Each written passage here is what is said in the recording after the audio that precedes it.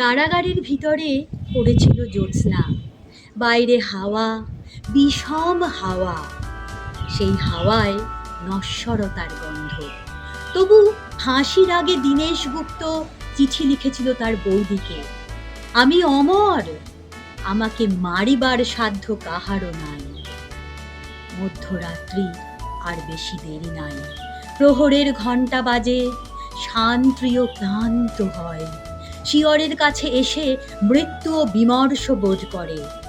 Condemned সেলে বসে প্রদ্যোৎ ভট্টাচার্য লিখছে, মা, তোমার প্রদ্যোৎ কি কখনো মরতে পারে? আজ চারিদিকে চেয়ে দেখো, লক্ষ প্রদ্যোৎ তোমার দিকে চেয়ে হাসছে। আমি বেঁচেই রইলাম মা, অক্ষয়। কেউ জানতো না সে কোথায়। বাড়ি থেকে বেরিয়েছিল ছেলেটি, আর ফেরেনি। জানা গেল দেশকে ভালোবাসার জন্য সে পেয়েছে মৃত্যুদণ্ড। শেষ মুহূর্তের আগে ভবানী ভট্টাচার্য পোস্টকার্ডে অতি দ্রুত লিখেছিল তার ছোট ভাইকে, অমাবস্যার শ্মশানে ভীরু ভয় পায়, সাধক সেখানে সিদ্ধি লাভ করে। আজ আমি বেশি কথা লিখব না, শুধু ভাবব মৃত্যু কত সুন্দর।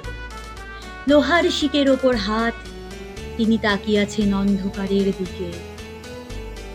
দৃষ্টি ভেদ করে যায় দেওয়াল, অন্ধকারও বাংময় হয়।